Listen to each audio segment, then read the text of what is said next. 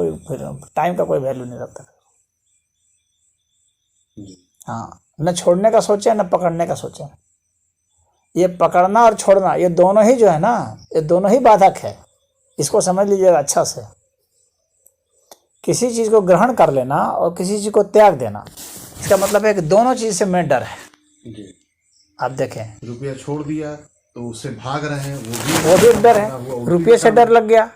और एक है कि रुपये के लिए आप जो है परेशान हो रहे हैं। हाँ, तो गरीबी का डर एक दूसरा हो गया। हाँ। तो एक लोभ हो गया, एक द्रोह हो गया, दोनों अपोजिट एक बस वो एक ही बात है दोनों। हाँ, वो एक ही चीज़ है, तो कोई फर्क नहीं पड़ता है। तो जो बिल्कुल ही स्थिर रहता है उसके आने में और उसके जाने में, दोनों ही में जो संयम जो है जिसका। हाँ। समय ये कैसे अचीव किया जाए? अचीव करने के लिए कुछ तो साधन होगा, क्योंकि जब इसको अचीव करने के आपको अंडरस्टैंड करना है। बस आप जब अंडरस्टैंड करते हैं तो बस बात बन जाती है। अंडरस्टैंड करेंगे ना तो वो व्यवहार में आ जाएगा। व्यवहार में नहीं आया इसका मतलब आपने अच्छा से अंडरस्टैंड उसको नहीं किया है, इतना जान लें। आप जो अंडरस्टैंड करेंगे, जैसे आपने सोचा नौकरी छोड़ देंगे, फिर आपने ये सोचा ना कि नौकरी छोड़ देंगे तो फिर हम जब डिसएंगेज हो जाएंगे तो फिर हम दूसरे परेशानी आ जाएगी। बेटे के पीछे पिल पड़ेंगे, हाँ, वाइफ के पीछे पिल पड़ेंगे। हाँ, तो वो पीछे पड़ेंगे, उनसे काम कराने के चक्कर में पड़ेंगे। अरे तुम ये क्यों नहीं करते हो, तुम वो क्यों नहीं करते हो। तो फिर आपने अपना एक अलग इंगेजमेंट आपने ढूंढ लिया, अपना अरमान की पूर्ति अब उनसे आप करने लगेंगे। बेटे के पीछे पड़ जाएंगे। हाँ, ये करो वो करो, अब उसको डांटने लगेंगे। हाँ, और चाहेंगे कि वो फिर सक्सेसफुल निकल के हमको ढोए। हाँ, तो और ये प्रॉब्लम हो जाएगी। आपको तो सेल्फ सफिशिएंट होना पड़ेगा कि आपको किसी पर निर्भर नहीं होना है। आपको स्वयं अपने बल पर खड़ा रहना है। और आपको इतना भी जो है वो नहीं बटोरने के चक्कर में पड़ना है कि आपका सारा टाइम जो है वो बटोरने में कंज्यूम्ड हो जाए। जितना भर आपका ड्यूटी है उतना भर कीजिए, उसके बाद बाकी समय बहुत मिलता है लोगों को समय। यदि देखा जाए तो जो ड्यूटी भी करते हैं मैं देखता हूँ तो उनको बहुत समय है। यदि समय में यूटिलाइज करना सीखे वो, तो नहीं तो फिर फालतू टाइम में पता चला वहाँ पार्क चला गया तो उसका न्योता अटेंड कर रहा है तो उसका तो इसी समय बर्बाद कर देता है। ये आपने बिल्कुल सही कहा कि मैं देख रहा हूँ कि मैं अपने फियर और स्ट्रेस की वजह से मैं वो काम जो कर भी सकता हूँ नहीं कर पा रहा हूँ। जैसे मान लीजिए मैंने डिसाइड किया कि यार जाके 4 बार निरीक्षण करेंगे, साथ में देखेंगे, चलो दिखाएंगे, लेकिन अरे यार नहीं हो पाया तो क्या होगा। वो जो स्ट्रेस है, ये जो भी फियर ऑफ फेल्योर है, वो मुझे निष्क्रिय बना दे रहा है, मतलब कुछ भी नहीं करने दे रहा। चलो इससे अच्छा पड़े रहो, मतलब मैं ये देख रहा हूँ मेरे साथ ऐसा हो रहा है कि चलो पड़े रहो, ऐसे ही उस फियर में ही पड़े हुए हैं, कुछ नहीं कर पा रहे हैं, जड़ित हो गए। तो ये सबसे ज़्यादा मुझे जो है फियर ऑफ फेल्योर का लगता है कि मुझे अभी तक ठीक है एक नाम रहा, भाई फलाने हैं, इन्होंने अपने डिप्टी के टेनोर में ये काम कराया। अब डर है कि ये फेल हो जाएगा तो लोग डांटेंगे तो क्या होगा, सबके सामने 20 लोगों के सामने डांट पड़ेगी, बेइज्जती हो जाएगी। ये मेरे अंदर में है। असल में जो ये कोई भी किसी भी कार्य के संपादन में भगवान ने यही कहा है ना, कर्मण्येवाधिकारस्ते मा फलेषु कदाचन। समझे, कोई काम सफल हो जाएगा, कोई काम पूर्ण हो जाएगा, इसकी गारंटी आप नहीं ले सकते, क्योंकि कर्म का परिणाम आपके हाथ में थोड़ी ना है, आपके हाथ में नहीं है। आप अपना जो आपका बेस्ट परफॉर्मेंस है वो आप दीजिए, बस आपके इतना भर है। आप ठेका मत लीजिए और उसके साथ अपने को आइडेंटिफाई मत कीजिए। जब मनुष्य किसी चीज़ को अपने आइडेंटिफाई कर लेता है किसी चीज़ के जरिए, तो फिर वह अपना एक सुपर ईगो तैयार करता है, जो कि फिर अपने ही मकड़ी के जाल में जैसे मकड़ी फंस जाती है उसी तरह से अपने को फंसा लेता है।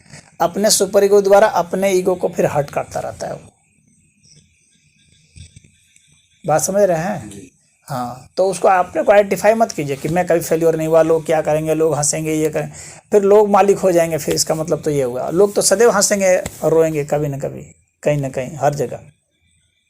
तो लोगों के उनको मालिक मत बनाए कि लोग हंसे या रोए। उससे मेरा क्या, मैंने ईमानदारी से काम किया, मैंने अपना 100% दिया, बस दैट्स ऑल।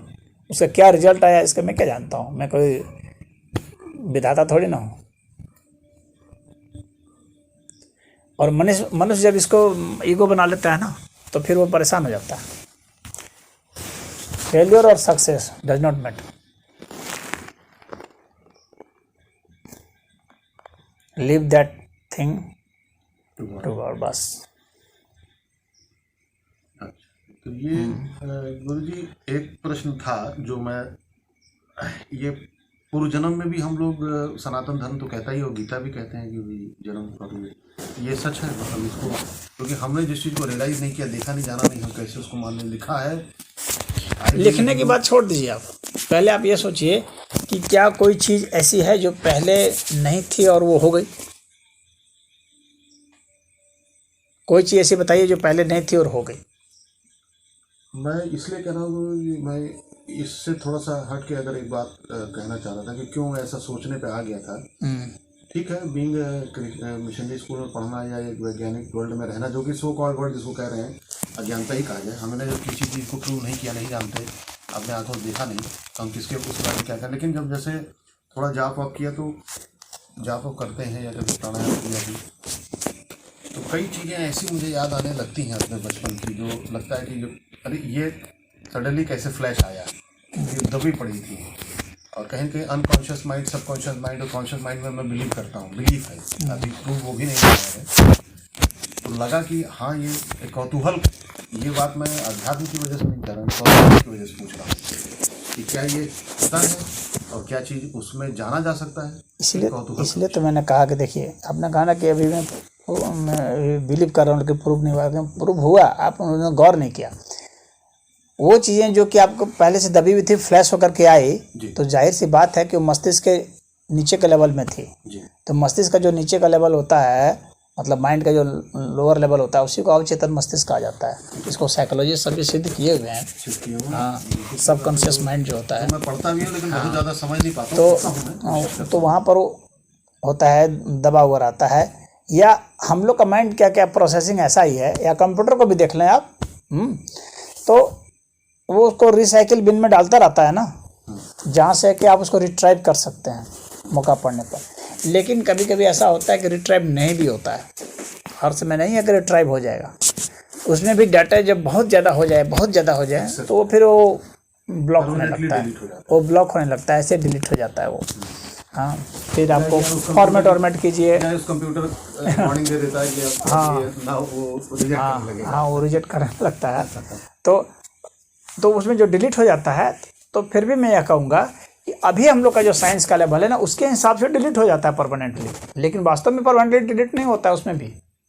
हाँ, हम लोग का भी जो रिट्राइविंग कैपेसिटी है अभी हम लोग की लो है, उसमें तो पड़ा हुआ है वह, लेकिन हम लोग पर अभी वो टेक्नोलॉजी नहीं है कि उसके हम एटम से निकाल सकें इन्फॉर्मेशन को। जब वह आ जाएगा ना, तब वो हर समय हमको लगेगा कि इन्फॉर्मेशन तो है ही है, कभी डिलीट ही नहीं हो सकती। सच्चाई ये है कि इस यूनिवर्स के जितने भी जो डेटा हैं वो डिलीट नहीं होते, वो सदैव रहते हैं। उसका रिट्राइविंग लेवल जो है ना, खाली डीप से डीप होता जाता है, कोड पर कोड बनता चला जाता है, लेयर बाय लेयर बैठता है। और मतलब हर बार जो अलग जो कोड बनता है ना, वो कोड के रूप में बैठता है।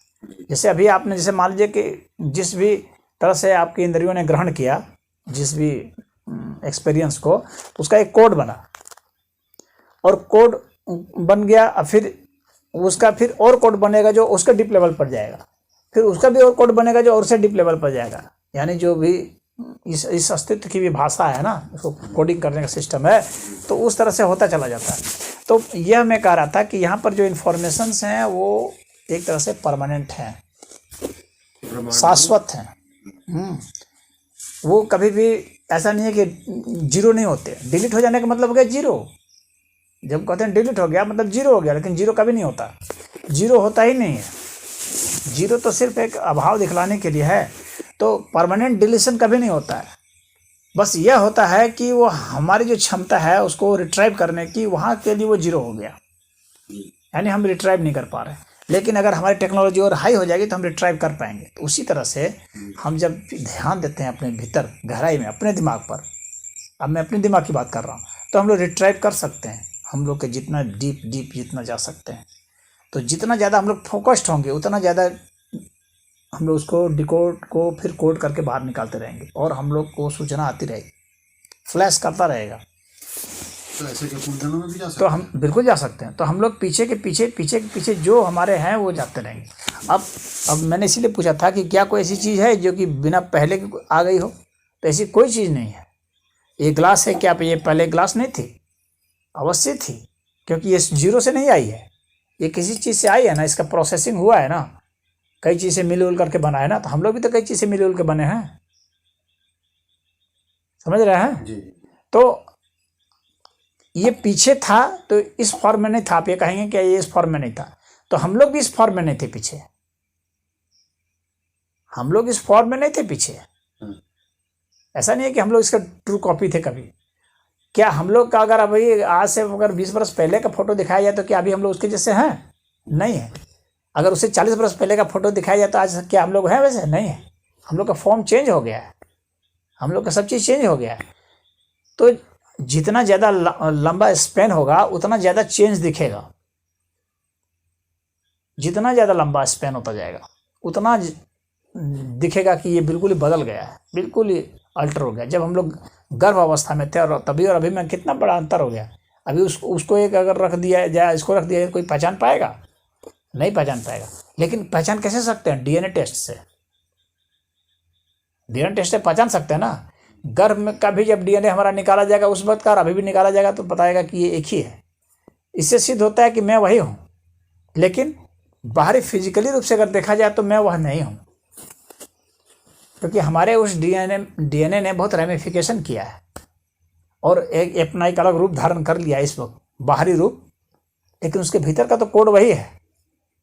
तो हम भीतर में जो वो हैं, उसी तरह से ये जो ग्लास है, ये भीतर से जो है ये वही है जो पहले था। अब इसका रूप अभी बदला हुआ है। तो मिक्सचर तो होते हैं, डीएनए के भी मिक्सचर होते हैं, लेकिन डीएनए के मिक्सचर होकर के भी तो डीएनए ही होते हैं। एक महिला में भी डीएनए है, एक पुरुष में भी डीएनए है, दोनों में भी डीएनए है, लेकिन फिर भी एक महिला महिला है, एक पुरुष पुरुष है, दोनों में डिफरेंस है, परंतु है तो डीएनए ही। तो हम लोग में मिक्सचर होकर के भी डीएनए ही है, और उस डीएनए का भी और मिक्सचर और देखते हैं तो फिर वहाँ एटम्स हैं। इस तरह से हम लोग अपने पीछे जन्म में जाएंगे तो हम लोग के पीछे तो हम लोग का अभी जैसा रूप है वैसा नहीं रहेगा, यह सच है। न ऐसा रहेगा, न किसी और तरह का जो हम लोग इमेजिनेशन कर लेते हैं अपने से वैसा रहेगा, अलग रहेगा। लेकिन उसके बावजूद भी एक कंटिन्यूटी रहेगी, एक आइडेंटिफिकेशन मार्क जरूर रहेगा, जिससे पहचान लिया जाएगा कि ये वही था, या वहाँ इसका एक कॉन्स्टिट्यूएंट था। कहने का मतलब यह है, एक कॉन्स्टिट्यूएंट था जहाँ से ये डेवलप होकर के, इवॉल्व होकर के यहाँ तक आया है।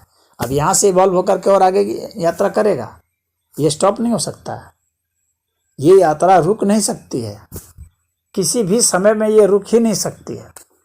कहीं पर भी कोई चीज़ रुकी हुई है ही नहीं, हर समय कोई न कोई विकसित हो रही है और उसकी यात्रा चल रही है, चल रही है, चल रही है। ये चलती रहेगी, अब पहले से भी चलती आ रही थी, आगे भी चलती रहेगी। ये कहाँ तक जाएगी? ये इन्फिनिटी तक जाएगी। कहाँ से आ रही है? इन्फिनिटी से आ रही है। ये जब तक ये ब्रह्मांड, वो जो कहा जाता है कि बनता है बिगड़ता है, वो हाँ, तो ये ब्रह्मांड भी तो इन्फिनिटी तक रहे, सिकुड़ जाएगा, फैल जाएगा, बस इतना ही ना होगा। टूट जाएगा, फूट जाएगा, जुट जाएगा, बढ़ जाएगा, यही ना होगा, लेकिन रहेगा तो। हाँ, मतलब मिल जाएंगे फिर क्रिएट, हाँ, क्रिएट हो जाएंगे, व्यक्त होगा, अव्यक्त होगा, अव्यक्त होगा, व्यक्त होगा, यही ना होगा।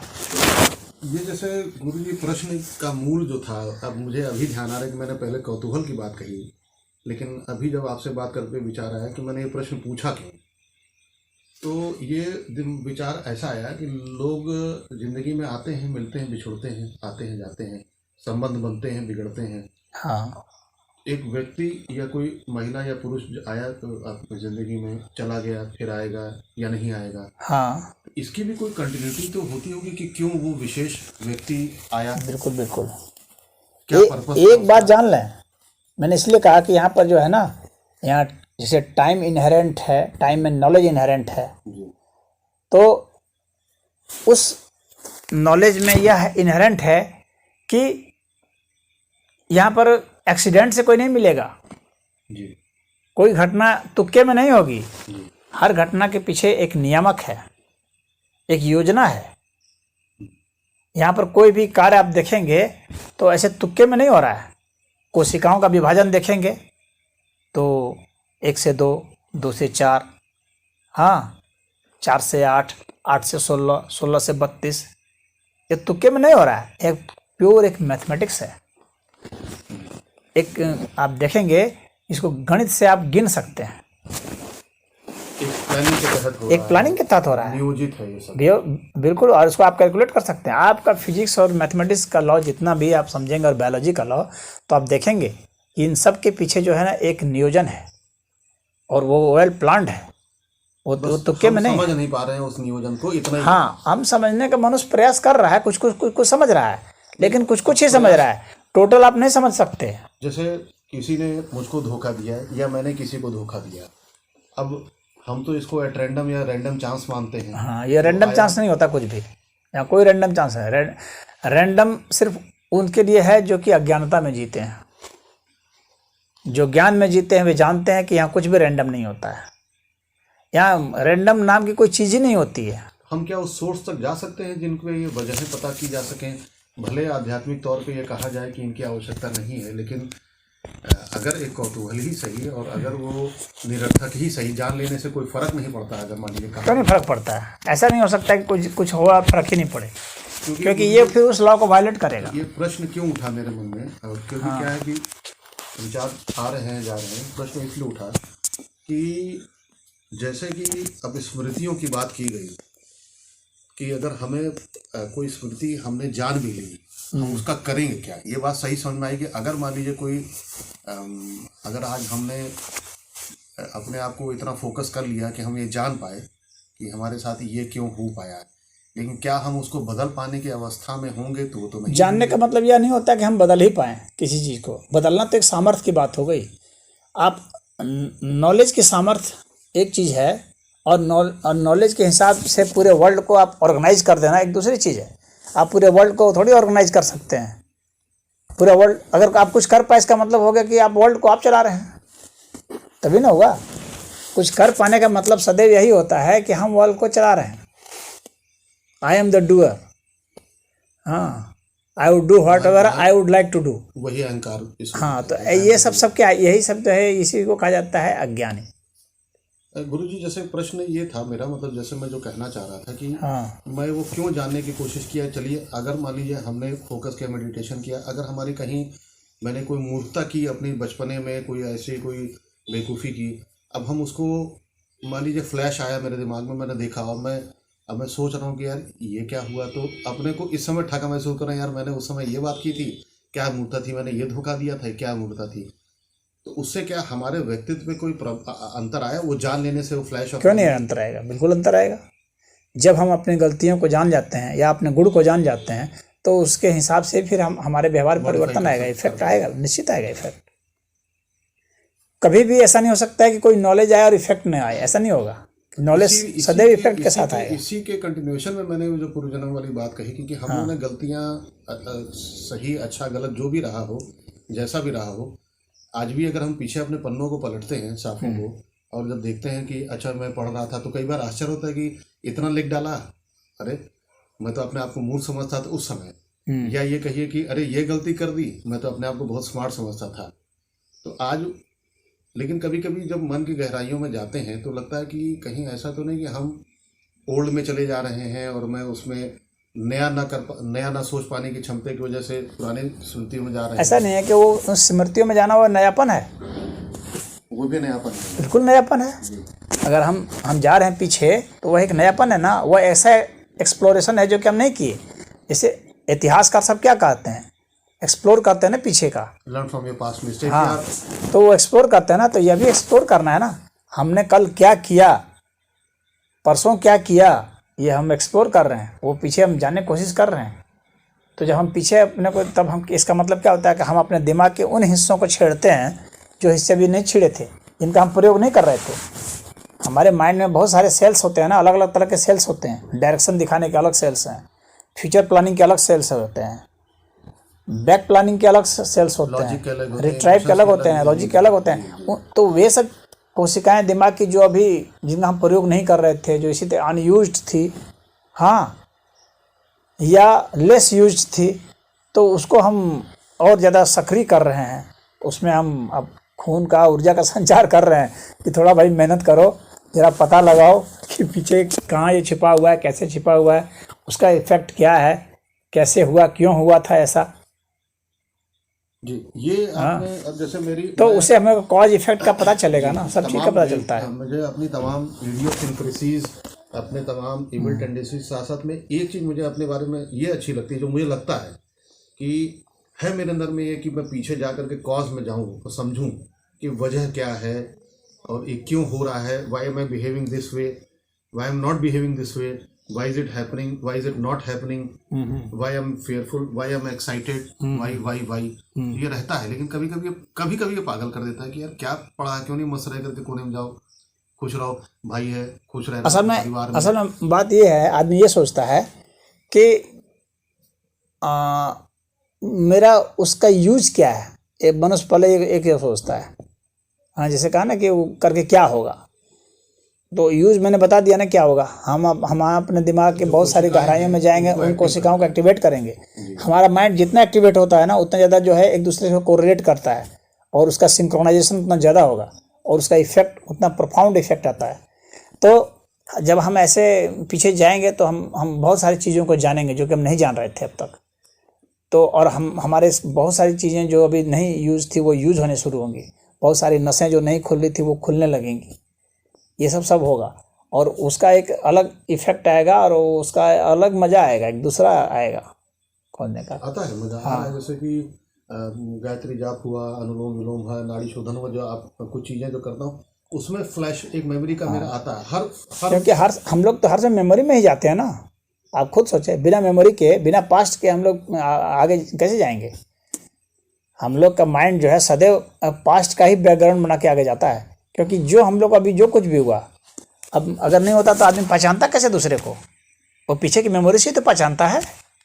रिकॉग्निशन कैसे होता, फिर कैसे जानते कि ये मेरी पत्नी है, कि ये मेरा बच्चा है, कि क्या है। आखिर हम अतीत से ही तो जानते हैं, तो उस मेमोरी से जानते हैं। लेकिन ये मेमोरी जो है हमारी शॉर्ट टर्म मेमोरी होती है, बहुत थोड़े समय के लिए होती है, बहुत थोड़े से फ्रेम में होती है। अगर हम बहुत और गहरी मेमोरी में जाना चाहेंगे तो और हमको ज़्यादा जोर डालना पड़ेगा ना। जैसे अपनी पत्नी को मेमोराइज करना थोड़ा आसान है, बनस्पत की हम जो पढ़े थे 9वीं 10वीं क्लास में किसी चीज़ को, उसको मेमोराइज करना, क्योंकि उसका अब यूज़ उतना नहीं हुआ तो वो छूट गए हैं। तो उसको जब हम वो रिट्राइव करने की कोशिश करेंगे तो फिर हमको कुछ उसका दूसरा इफेक्ट आएगा, और भीतर गहराई में जाएंगे, हम अपने भीतर में जानेंगे हमारी अपनी मेमोरी क्या है, हमारे सेल्स की मेमोरी क्या है, हमने जो इंद्रियों से महसूस किया उसकी मेमोरी, लेकिन हम और हमारी सेल की मेमोरी क्या है। हमारी कोशिका की भी तो कुछ मेमोरी होगी, तो उसकी मेमोरी क्या है, उसको हम कैसे पता लगाएंगे। तो उस मेमोरी में फिर हम जाएंगे। उसमें भी सेल में भी मेमोरी होती है, इसलिए क्यों नहीं मेमोरी होती टेंडेंसी होती है। बिना मेमोरी के फिर वो कोई काम कैसे करेगा। सेल में मेमोरी अगर नहीं होगी तो वो कैसे डिवाइड करके कैसे कोई रूप देगा, कैसे किसी चीज़ को ग्रहण करेगा। क्या ये खाना पीना जो कुछ भी ग्रहण होता है, हीलिंग जो भी होती है या जो कुछ भी होता है, सब मेमोरी से होता है। बिना मेमोरी के तो यहाँ कुछ भी नहीं है। मेमोरी है इसीलिए हम जानते हैं कि हम मैं हूँ, नहीं तो मैं हूँ ये कैसे कह सकता था। मेमोरी को हटा दिया जाए, हम अपना नाम पता आता सब भूल जाए कि फिर हम क्या है। It's not a bad thing in itself, वो तो it is a necessary thing. हाँ, if you lose memory you lose your identity. तो अब मेमोरी जो है सिर्फ हमारे माइंड में ही है, कि हमारे एक एक कोशिकाओं में है। हमारे एक एक कोशिकाओं में मेमोरी है, हमारे एक एक अंग की मेमोरी है। वो जो मेमोरी होती है, जैसे और उस मेमोरी को हमको अगर वहाँ तक जाना है ना, इसके लिए हमको बहुत कठिन परिश्रम करना है, बहुत तगड़ी साधना करनी है। वो इतनी आसान नहीं है उस मेमोरी को, तो उसको सेल की मेमोरी में जाना। हाँ, उसको अगर हमको जानना छेड़ना है तो वो कठिन है। उस सेल की मेमोरी के लिए हमको अपने को क्या करना पड़ेगा कि हमें अपने चित्त को उस सेल तक ले जाना पड़ेगा, उस सेल के बराबर ले जाना पड़ेगा, उसके इक्विवेलेंट कर देना पड़ेगा, इतना कि जो हमारा सेल है और जो हमारा चित्त है दोनों जो है एक स्थान पर हो जाए, यानी एक ही स्थान पर दो चीज हो जाए एक साथ। हम सेल लेवल पे भी जा सकें। कहने का मतलब है इसका एक अलग स्थान ना रहे। अमूमन क्या होता है कि एक स्थान पर एक ही चीज होती है, एक स्थान पर एक ही चीज होती है। वो टाइम डायमेंशन में भी है। हाँ, अमूमन ऐसा ही होता है, लेकिन ऐसे भी फेनोमेना हैं अस्तित्व में जिसमें कि एक ही स्थान पर दो चीज़ भी हो सकती है। तो वो सिद्धि की कैटेगरी में ही आता है। हाँ, तो वो उसको संयम कहा जाता है योग की भाषा में। जी। लेकिन ये भी कहा जाता है कि अगर उस तरह की सिद्धि प्राप्त हो जाए तो भी आप उसको जो है अवॉइड करिए, क्योंकि आपके साधना में आगे नहीं, वो कोई ऐसा कुछ बाधा नहीं होता है, ऐसा कुछ बाधा नहीं होता। बाधा तब होता है कि जब आप उसका फिर जो है गलत उपयोग कुछ उपयोग करना शुरू करते हैं, उपयोग दुरुपयोग। आप उसको तो अनिवार्य है, बिना उसके तो आप ध्यानस्थ हो ही नहीं सकते, समाधिस्थ नहीं होंगे। ध्यान में वही होता ही है कि आपका सिर्फ ध्येय रह जाता है, आपका चित्त जो है सिर्फ वो, आप ध्यान खत्म हो जाएगा, अध्यात्म खत्म हो जाएगा, सिर्फ ध्येय रह जाएगा। तो इसीलिए उसका ज्ञान हो जाता है उस ऑब्जेक्ट का, अन्यथा ज्ञान नहीं होगा। तो वह चीज़ वो हमारा चित्त वही हो जाना चाहिए उस सेल लेवल पे। हाँ, और ये फिजिक्स वैज्ञानिकों ने भी देखा है कि एक इलेक्ट्रॉन को दूसरे इलेक्ट्रॉन के साथ जो है इस तरह से मिला दिए, हाँ, कि वो एक ही स्पेस में दोनों हो गए, एक ही स्पेस में।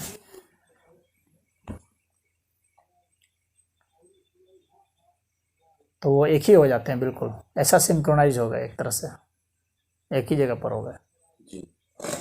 तो वह स्थिति आ जानी चाहिए, तब हम उसका साक्षात्कार कर पाएंगे, तब हम उसकी मेमोरी को रिट्राइव कर सकते हैं, जान सकते हैं, तब हम समझेंगे कि वो क्या है। तो जैसे गुरु जी, जैसे पूर्व जन्म की फिर बात अगर हम करें तो क्या सेल मेमोरी भी पिछले जन्म को कैरी करता है या माइंड करता है? केवल एक मेमोरी का माइंड बताया। जो सेल होता है ना, माइंड में जो है वो सब सेल में भी है, क्योंकि सेल का ही विकसित रूप माइंड है। वही जो है थोड़ा और बढ़ा दिया गया है, सेल से ही तो बढ़ा है। माइंड बना कहाँ से? सेल से ही तो बना, माइंड सेल से ही बना है। तो जो जिससे बना है तो जाहिर सी बात है कि उसी का चीज़ वो रखता है ना बीज रूप में। हाँ, तो उसका रखता है और उसका कनेक्शन रहता है, कंटिन्यूटी रहती है। यानी सेल्स में, हमारे माइंड में जो कुछ भी है वो कोड फॉर्म में सेल्स में जाता रहता है हर समय। जी। तो हमारा सारा इंप्रेशन उसके पास जाता रहता है और उसकी सारी सूचनाएं उसको भी, माइंड को भी मिलती रहती है, सेल की सूचना। हाँ, उसको मिलती रहती है, तभी तो उसके हिसाब से वो वर्क कर पाता है। यानी उसका बेसिक फोर्स वही है, वहीं से वो सूचना लेता है, वहीं से वो चलता है। तो हम लोग का शरीर पूरा जो है एक साथ जो है एक पूरा एक नेटवर्क की तरह एक साथ काम करता है, अलग थलग होकर काम नहीं करता है। हाँ, पूरा सिंक्रोनाइज्ड वे में काम करता है। हाँ, एक ऑर्केस्ट्रा बना करके ये म्यूजिक